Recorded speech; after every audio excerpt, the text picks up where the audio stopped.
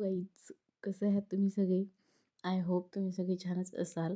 तर खूप दिवसापासून मला खूप जणांची कमेंट येत होती की चिकनमध्ये काहीतरी कर, चिकनमध्ये काहीतरी कर. तर आज फायनली ठरवलं की चिकन करूयात म्हणून. तर बघा, इथे 1 किलो चिकन घेतलेलं आहे. अ, चिकन हे आपण 1 ते 2 वेळेस स्वच्छ धुवून घ्यायचं आहे आणि ते धुतल्यानंतर लगेच आपण आणि रस्सा करूयात. दुसऱ्या पुढच्या व्हिडिओ मध्ये मी नक्कीच फुल व्हिडिओ अपलोड करेल. आत्ता आणि रस्सा करूयात आपण. तर त्यासाठी मी ते 1 किलो चिकन घेतलेलं आहे, त्याला वॉश केलं आहे. हे बघा, मी घेतलं आहे. नंतर एक कुकर ठेवायचा आहे. त्यामध्ये 1 ते 2 उबळी तेल टाकायचं आहे आपण.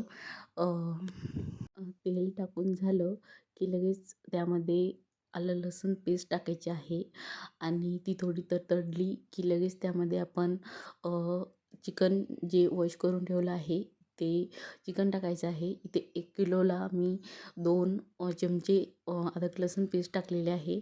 त्याचबरोबर 1 ते 2 हिरवी मिरची टाकायची आहे आणि त्यानंतर आपलं चिकनही टाकून घ्यायचं आहे आपण. आणि त्याला 1 ते 2 मिनिट छान फ्राय करायचं आहे आणि त्यानंतर त्यामध्ये थोडं वर येईपर्यंत पाणी टाकायचं आहे. त्यानंतर आपलं चिकन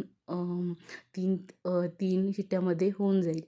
तर बघा, याला 1 ते 2 मिनिट आपण छान भाजायचं आहे आणि नंतर लगेच त्यामध्ये 1 ते 2, नाहीतर तुम्ही खात असाल तसं टेस्टनुसार आपण त्यामध्ये मीठ टाकायचं आहे.